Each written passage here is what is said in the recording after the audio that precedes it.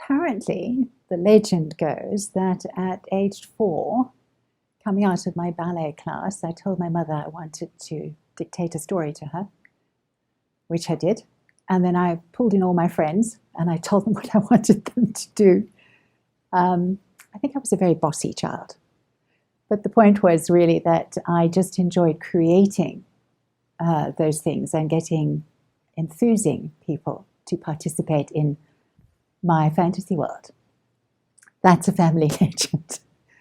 But I subsequently, I knew I wanted to be in the performing arts. So all the way through my school career, I was involved in theatre productions. I wrote plays for my schoolmates. We put them on.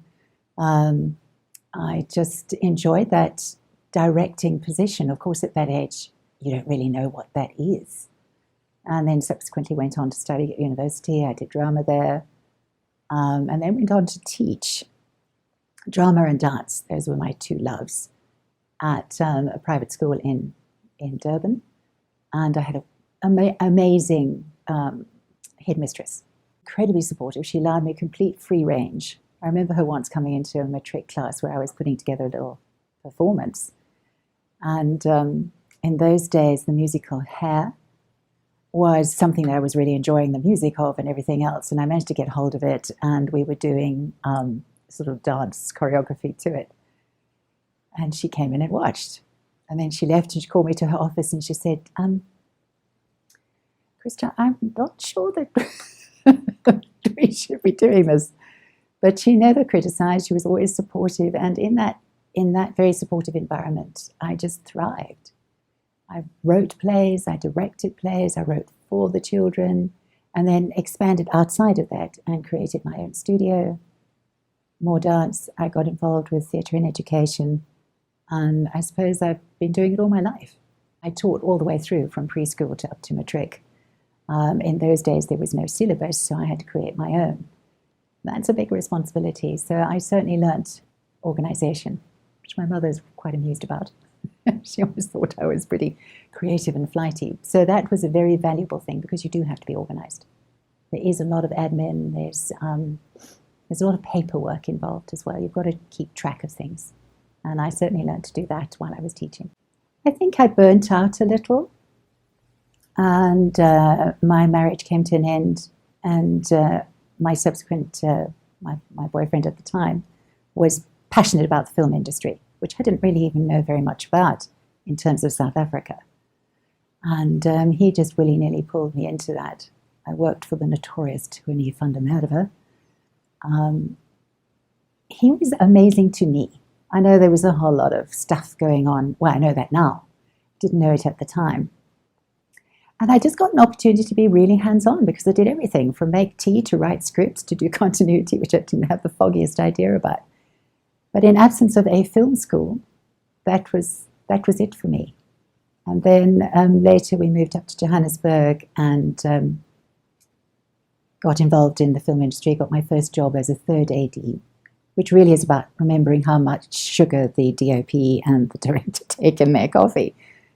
But again, I was not a good AD. I can't say that I particularly enjoyed it. I did that for about 3 films, and I think it stood me in very good stead. There's not much that happens on a set that I don't have an understanding of. And then I was hired by Q Films as an assistant casting director. And I thought that was marvelous. I kind of got to know the actors that I'd kind of revered and respected all my life, and they'd come into auditions and I would chat them up and fill in their forms and usher them into the audition room. Fortunately and very sadly, the casting director at Q Films became very, very ill at the end of that first week. And I just got thrown into the deep end. Okay, well, you take over now. So that was being thrown into the deep end, definitely. Having to kind of work out what worked on camera and doing that on the fly. But something that for me is very important is that the people I worked with at that time, the experienced producers and directors, they were amazing to me. They were supportive, they were encouraging, they took the time to explain and discuss. And that was a very fruitful period for me. And I call them my mentors in the film industry. And I find it quite sad that we seem to have lost the time, maybe. I don't see that happening very often anymore, and I'm very, very grateful to the people who took the time for me. You know, talking through a contract, for example, artist contracts, there were clauses in there that made no sense to me whatsoever. And I would pick it up and go and talk to the producer in his office, and he would sit back and he would explain all the legalities, why those clauses were there, etc. I was very lucky. It's an interesting job. I call it the diplomatic position because you're normally brought in very early. Locations and casting, those are kind of where you start. But your real starting point, of course, is the script. So in terms of approaching a job, we've had the phone call, the producers phoned you and said, would you be interested? Are you available? And that for me is a very thrilling moment. A new project, a new script to read. And then you read the script, and I think that that's a critical thing that you need to be able to do. You need to be able to read a script and visualize it, see those people, and start possibly even, an actor will come to mind immediately, or maybe not, or maybe I'll look at a role and I'll go, don't know if we can do that here, or whatever. But from that point onwards, the next important step for me is communication with the director. All your skill, all your abilities depend on what you do here. If you fluff an audition, the audition gets sent by internet somewhere far, far away. I'm not going to be there to say to the director, listen, you know what, this person is capable of better work. It's a standalone moment, increasingly.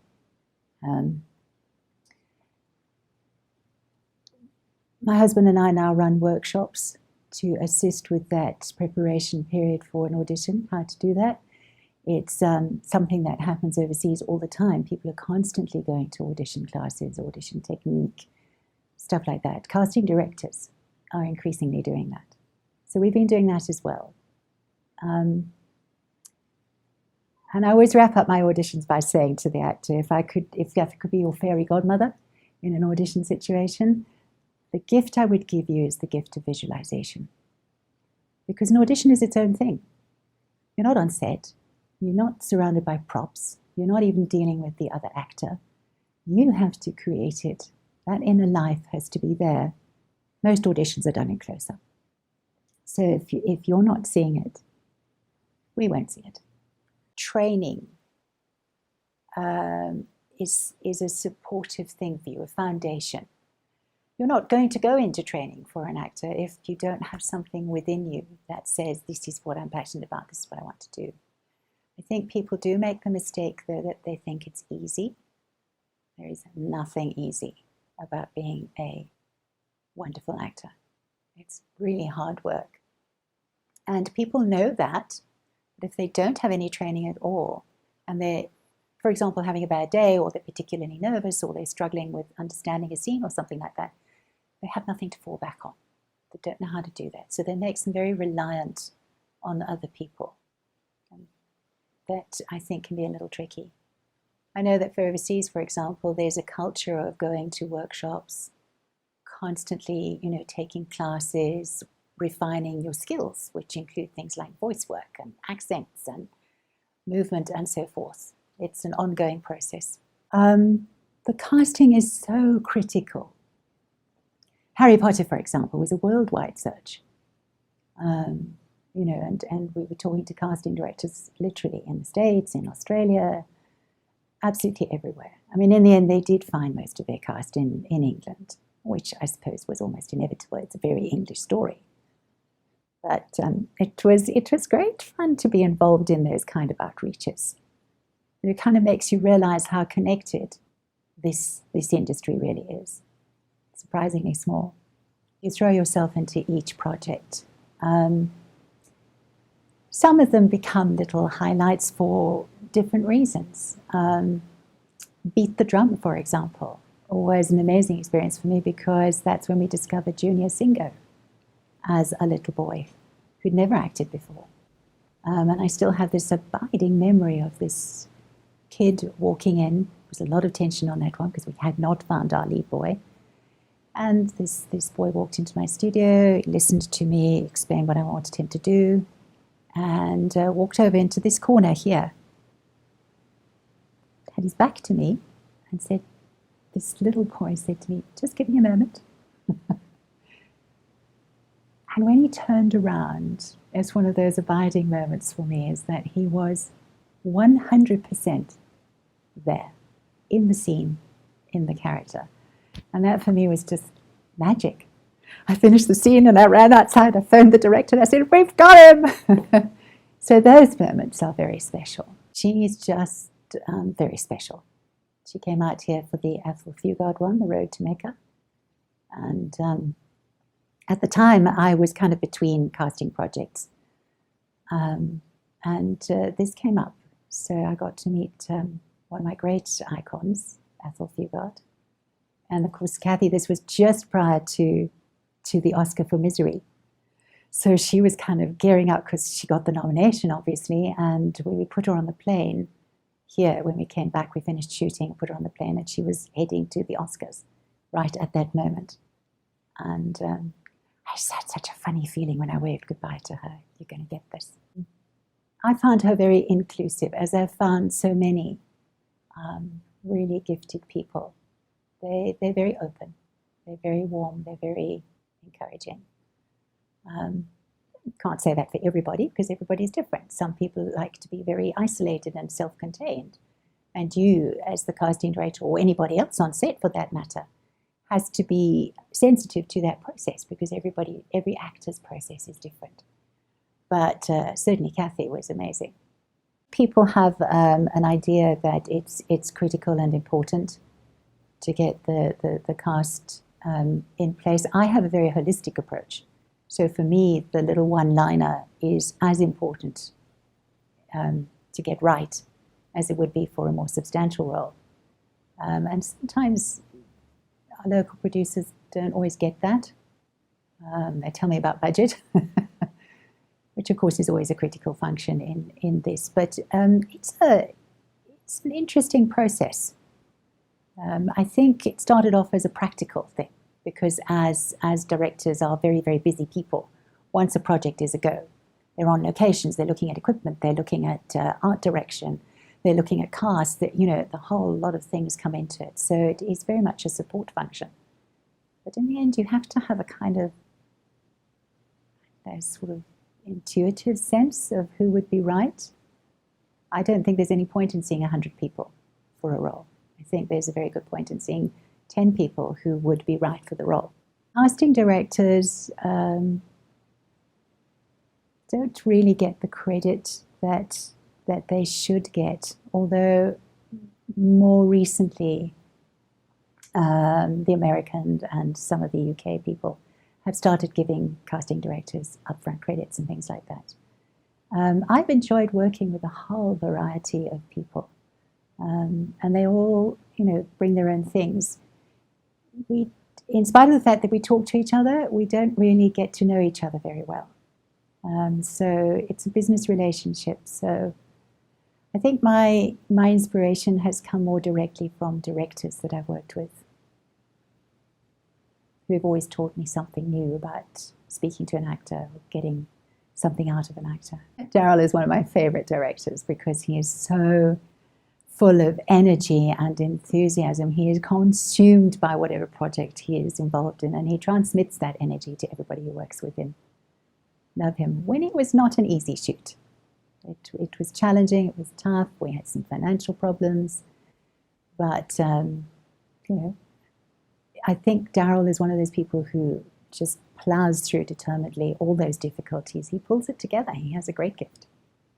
You need to get yourself into a relationship where you can pick up the phone and say, hi, I need to speak to you about an issue that's just arisen, or something like that. If that channel of communication is blocked in some way, it can be very frustrating. And I find sometimes with the big studios, the American studios, there are blocks. Sometimes you simply can't get to the director. I find that extremely frustrating, and I work very hard to make sure that that channel stays open. Because otherwise you'll end up not knowing what the director wants and you go off on a tangent, which is both a waste of time and creative energy. And sometimes I turn around and go, oh, you wanted this. If I'd known that, we wouldn't have, put all these people through the process. We would have gone in this direction. So very, very important to get that. Particularly now, under the economic situation, which is tight for everybody, including the film industry.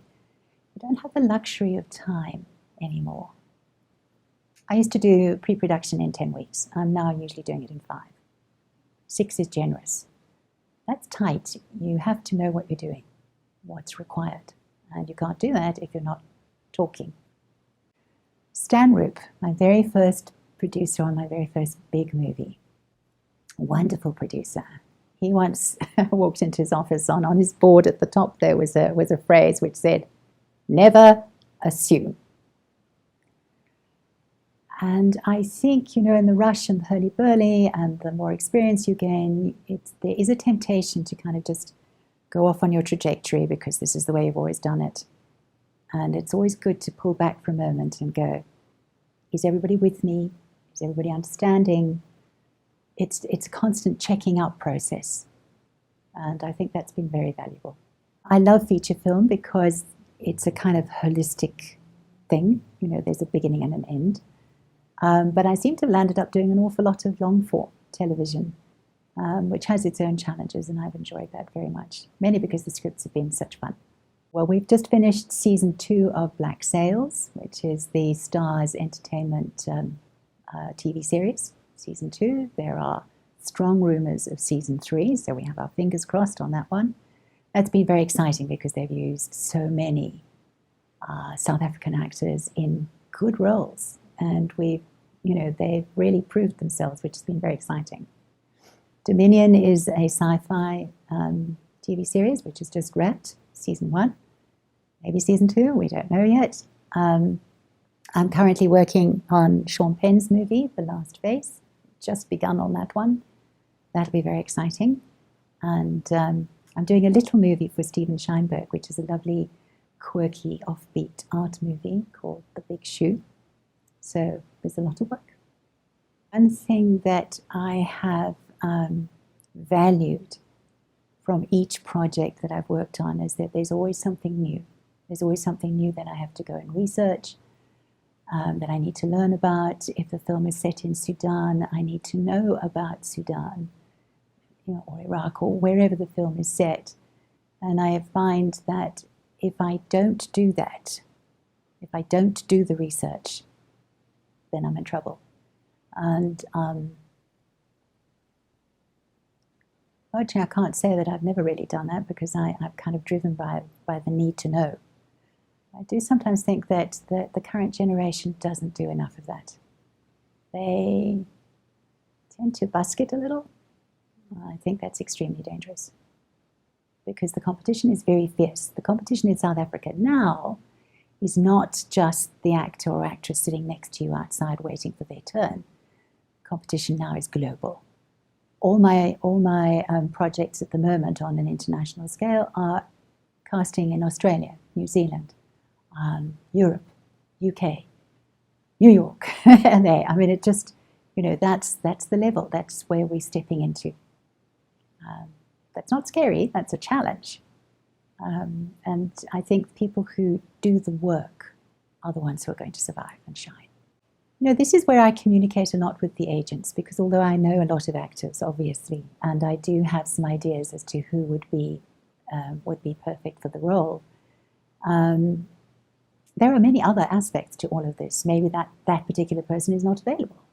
So you have to open up the mind to go, yes, this guy would have been perfect, but this happens so often in Hollywood. We have to do a recast for some reason, and we may have started with this star and we finished up with this star, and we end up with a movie where everybody goes, oh, this person's marvelous. Because it's such a creative process. You can't lock yourself into something, and you can't be too judgmental. If an agent really wants to push an actor because of recent work that they've done, then I will see them. So, one always stays open to that. I'm always open to surprises. I love surprises. An actor walks in and does something fresh. and new, or perhaps even a little different from anything I've seen that person do before, that's hugely exciting. I've been doing this for a very long time, and when I started out, I did everything. Even the ones that I wasn't so sure about. And out of that experience, I'm kind of now starting to look at scripts and going, you know what, this would be better suited to another casting director. So I'm learning to do that. But as a freelance person, it's not so easy to turn work down. You know, you do need that job, the next project. I'm pretty disciplined about income. I mean, you know, my financial advisors, including my father, always used to say to me, you have to have a tank, you have to have a reserve somewhere. So anything that comes in, I put into a savings account that I can't touch without some paperwork or some hindrance. I can't reach it and use it. So I try to have enough to tide me over 2 to 3 months. It's not an easy thing to do. You know, margins are very tight these days. You have to be incredibly disciplined about it. Not always terribly successful. Sometimes it gets a little squeaky, but I think it does that for everybody, and you just have to be careful. You cut your cloth. The thing about the film industry that I enjoy is that it's a huge team thing. It's a collaborative thing. You're never really out there entirely on your own. So there's always going to be other ways of making relationships work. I can't say that I've ever had a bad relationship, but it is something I focus on. I do make that a priority, and I work very hard on it. My biggest problem is actors who come in for an audition when they're not available for the project. They lie. And they don't realize, I mean, part of you understands why they want to be involved, why they want to be seen, why, you know, there's a whole kind of complicated ego thing involved here. But what they don't realize is if they're not available, they shouldn't be here. Because the negative impression is that you're lying and you can't be trusted. And that for me is a big problem. And very embarrassing if the director is present. If it's reached callback stage, for example, then that's egg on face time. It's not a very good place to be. And it's happened a couple of times. There is we're still calling it a guild, which is something I prefer because union has political connotations, and really in the creative industry, I think there are enough political connotations without that being necessary. But you do need a body, a voice that speaks for industry norms, working conditions. And the creation of Saga is trying to do exactly that.